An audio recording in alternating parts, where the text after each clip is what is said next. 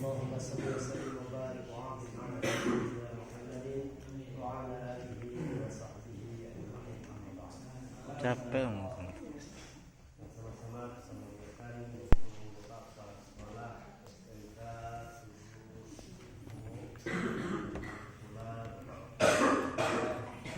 majelis guru dan dosen yaitu siswa-siswi SMK ini yang mudah-mudahan semuanya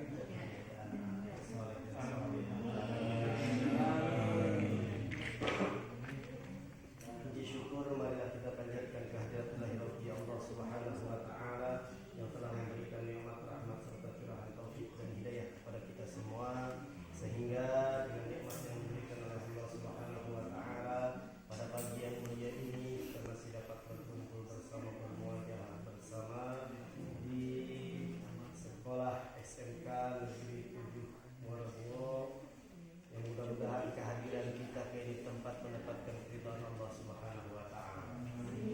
Tanpa salawat dan salam marilah kita curahkan limpahkan kepada kekasih kita, nabi kita, rasul kita, pemimpin kita, Nabi besar Muhammad sallallahu alaihi wasallam. Mudah-mudahan kita termasuk umatnya yang senantiasa menjalankan daripada segala perintah dan anjurannya, pula meninggalkan daripada segala yang dilarangnya, sehingga mudah-mudahan kita diakui sebagai umatnya yang patut mendapatkan daripada syafaatnya di hari kiamat nanti.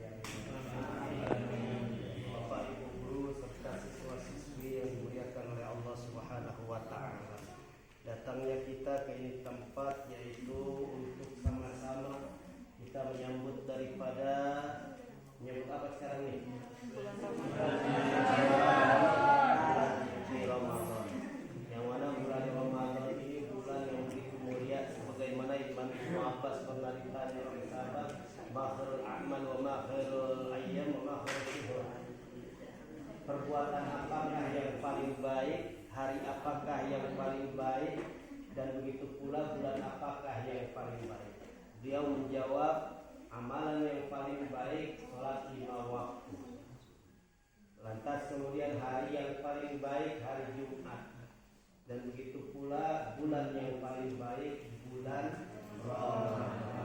Mengapa dikatakan bulan Ramadan bulan yang paling baik? Syahrul Ramadan alladzi unzila fihi al-Qur'an. Pada bulan Ramadan yaitu bulan diturunkannya Al-Qur'an. Dan juga inna anzalnahu fi lailatul qadr. Sesungguhnya kami menurunkan Al-Qur'an Lailatul Qadar pada malam Lailatul Qadar. Dan kita tahu Lailatul Qadri khairum min alfi syahr. Yang namanya bulan malam Lailatul Qadar itu lebih baik daripada 1000 bulan. Dan juga wisaffatullah syaitan. Pada bulan Ramadan ini setan-setan itu dibelenggu. Setan dibelenggu. Timbul satu pertanyaan, kalau setan dibelenggu, kenapa kok masih banyak orang yang nggak puasa? Betul nggak?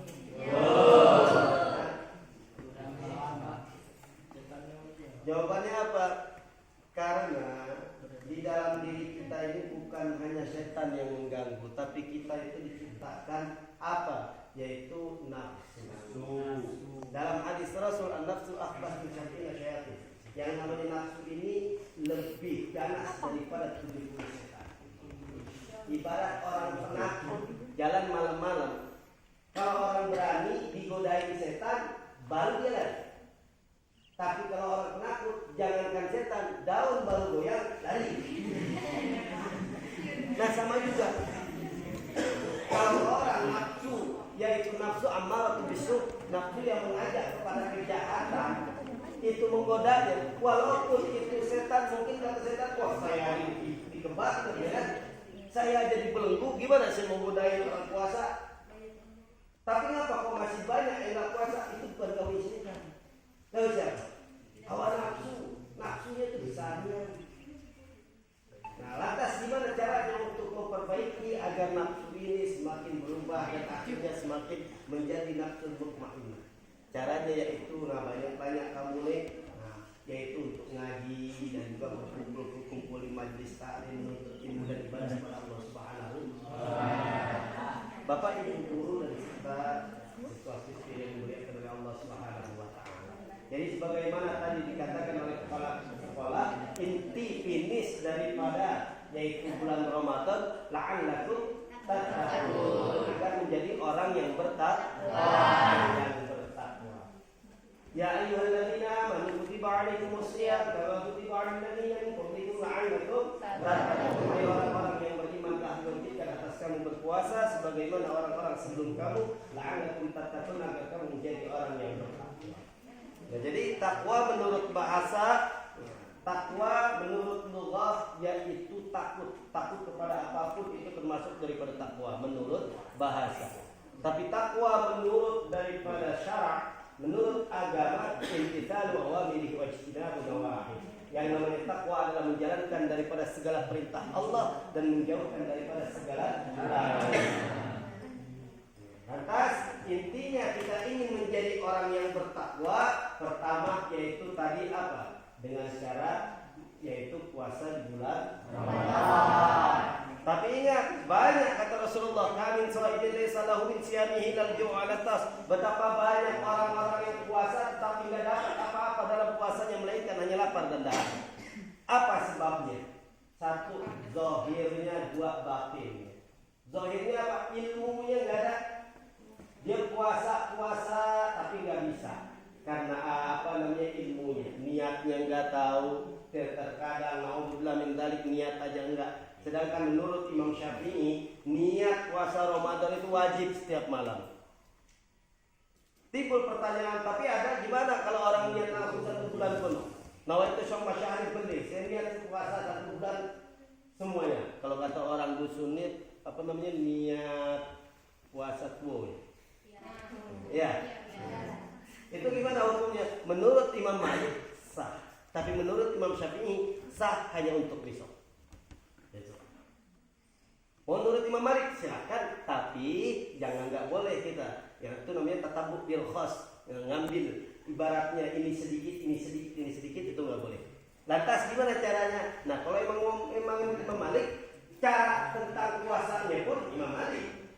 Kalau kita bermazhab Syafi'i, nah maka ikutilah apa yang diajarkan oleh Imam Syafi'i. Nah, jadi kembali lagi kepada yang tadi, pertama ilmu fikihnya kita harus pelajari. Apa hukum mempelajari ilmu fikih? Hah? Ya, pernah baca salah? Pernah baca salah? Apa hukum mempelajari ilmu fikih? Wajib itu banyak. Ada fardu kifayah, ada fardu ain. Nah, fardu ain apa arti fardu ain? Ya iya, di sini kita belajar ya. Belajar santai ya. Hah? Fardu ain bila kita kerjakan kenapa? Kalau tinggalkan kenapa? Syarat daripada orang yang berpuasa, pertama Islam, kedua balik, ketiga berakal sehat, keempat mampu dia mengerjakan puasa. Nah itu syaratnya. Pertama Islam, alhamdulillah kita akan menjadi orang muslim, orang tua muslim. Atas kemudian apa balik? Tahu balik nggak? Apa balik? Berapa tanda-tanda balik? Tanda-tanda balik ada 3. Pertama, sempurnanya umur 15 tahun bagi laki-laki dan perempuan. Kedua, bermimpi bagi laki-laki dan perempuan mulai umur 9 tahun. Ketiga, haid bagi perempuan mulai umur 9 tahun. Kalau sudah ada salah satu tanda daripada itu, maka dia termasuk daripada orang yang balik. Kalau dia sudah balik, berarti dia sudah wajib berpuasa. Dan yang ketiga apa? Berakal sehat. Kalau nggak mau puasa, gilo. Nah, ini terkadang maaf sekarang banyak orang-orang dapat besar gede ini. Kau bukan minta di batang sawit merokok santai-santai, haram hukumnya. Di saat orang puasa kamu di situ lantas merokok segala macam, haram hukumnya.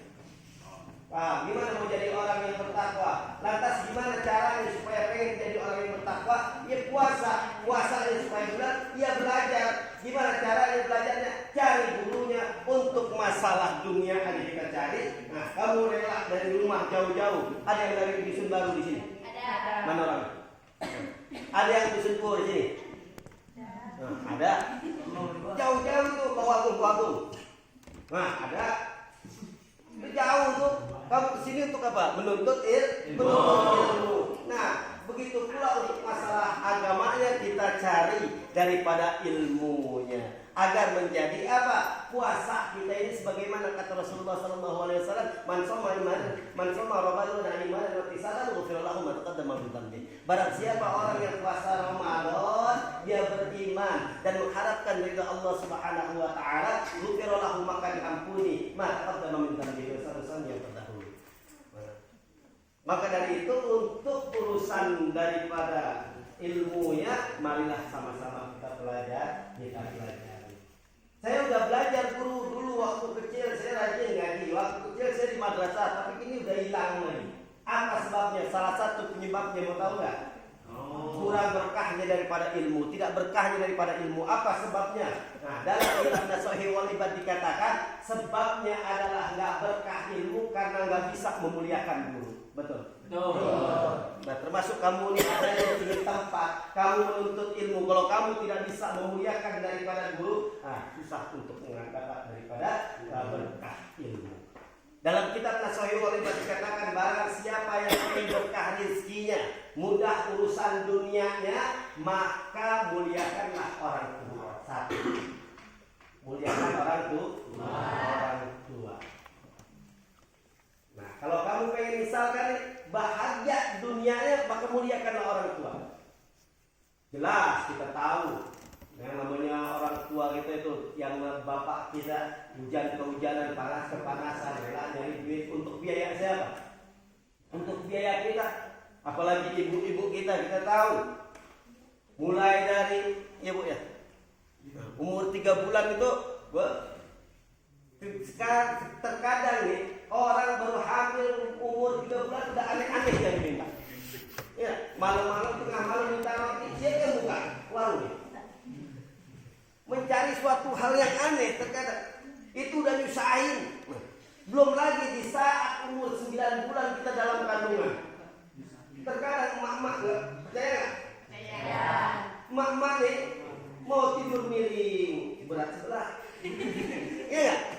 Tidur sebelah sana berat sebelah. Pengen terlentang. Ngapa? Pengen tengkurap. Tengkurap takut mencret. Ya dah. Itu perjuangan, apalagi di saat melahirkan, memperjuangkan antara hidup dan mati. Percaya nggak orang tua kamu nih? Nah, berat 9 bulan kamu di dalam kandungan. Percaya nggak? Kalau nggak percaya, coba lapak 2 kali kebak di pinggangnya. 3 hari 3 malam, nggak usah 9 bulan. Yang perempuan percaya nggak? Insya Allah besok akan mengalami. Amin ya Rabbal. Jangan sekarang, nanti sekarang mau belajar aja dulu. Jangan mikirin masalah jodoh. Ini nih. Dan juga ini nih.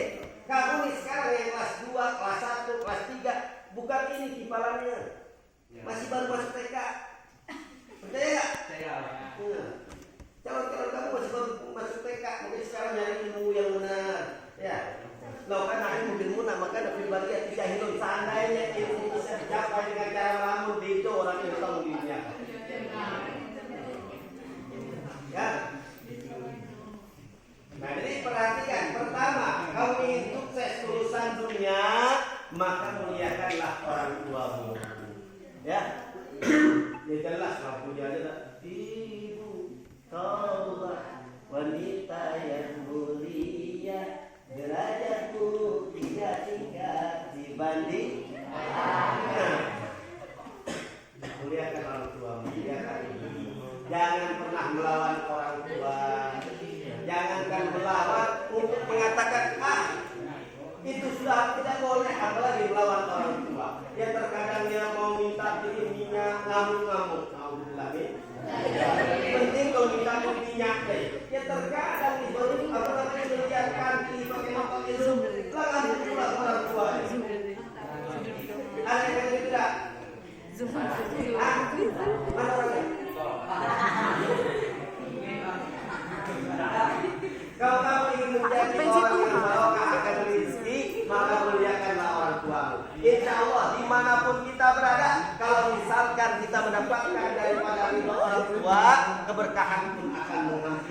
pada diri kita. Jelas kata Rasulullah sallallahu alaihi wasallam, ridha Allah fi ridhal walidain wa sakhatullah fi sakhatil walidain. Ridha Allah tergantung ridhonya orang tua.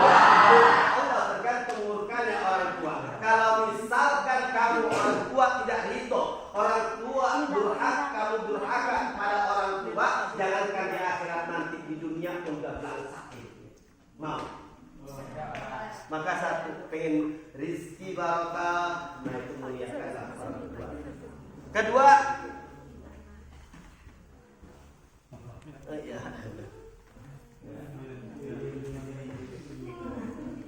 yang kedua, bawa berkah ilmu, maka muliakanlah guru. Dikatakan di dalam kitab Taklimul Taklim itu dikatakan bagaimana? Seandainya itu ilmu, seandainya kita untuk memuliakan daripada seorang guru nggak cukup kamu bayar 1.000 dirham apabila bagi guru yang telah mengajarkan satu guru. Nggak cukup membayar 1.000 dirham bagi guru yang mengajarkan satu guru. Karena pentingnya daripada memuliakan guru. Nah, sehingga ya maaf ibu, terkadang ya banyak sekali daripada anak-anak, daripada murid yang mana dia menganggap gurunya sebagai temannya. Alhamdulillah. Kalau orang-orang dahulu itu gurunya berjalan, dia berjalan nggak berani di depannya. Berjalan tuh di belakangnya. Dia nggak akan berkata apabila gurunya tidak berkata, nggak bertanya, dia nggak akan menjawab. Tapi kalau sekarang kebanyakan, jangankan untuk berjalan di depan gurunya, kentut di depan gurunya masih berani. Nah, untuk bilangin, ada nggak?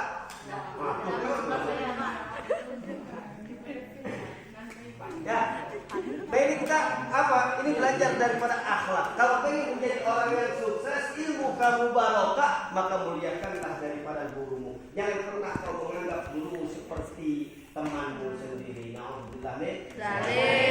Ya insya Allah kalau untuk dunianya itu kamu berbakti, kamu taat kepada orang tuamu, dan begitu pula untuk ilmu kamu muliakan daripada gurumu, karena guru adalah orang tua. Di mana? Di sekolah, di rumah kita muliakan orang tua kita, di sekolah kita muliakan daripada guru kita. Insya Allah kalau kamu bisa memuliakan daripada guru-guru, maka insya Allah ilmu kamu akan barokah. Ngaji lama-lama dari SD. Nah terkadang apa di madrasah itu fikih diajarkan, apa rukun Islam, rukun iman, bahkan rukun sholat yang membatalkan sholat, puasa yang membatalkan puasa. Ini udah makin gede, bukannya makin akal, malah makin hilang. Betul apa ya? Salah satunya itu tadi. Makanya jangan sampai kamu lama-lama di sini, jauh-jauh dari Pawang Agung di sini, dari Dusun Baru ke sini untuk menuntut ilmu, tapi di saat keluar dari sekolah bablas semuanya. Apa sebabnya? Tidak dapat memuliakan guru. Alhamdulillah. Jadi ini perhatian untuk semuanya. Kalau pengen barokah daripada ilmunya, muliakanlah guru kita. Nah, jangan pernah berkata kasar kepada guru kita, dan juga jangan nyanyok. Tahu tak nyanyok? Apa itu? Nah, jangan banyak ngomong. Ikutin baik kata guru. Guru tidak akan memberikan sesuatu melainkan yang anak itu akan yang sanggup oleh anak tersebut. Yang diberikan oleh gurunya insya Allah kelas 1 diajarkannya ini. Kenapa kesanggupannya di sini? Gak mungkin anak TK diajarin anak-anak SMK. Dan begitu pula gak mungkin anak SMK belajar anak TK. Gitu. Nah sehingga apa? Nah jadi kamu kalau belajar, nah ikuti baik kata guru, dan kamu perhatikan daripada apa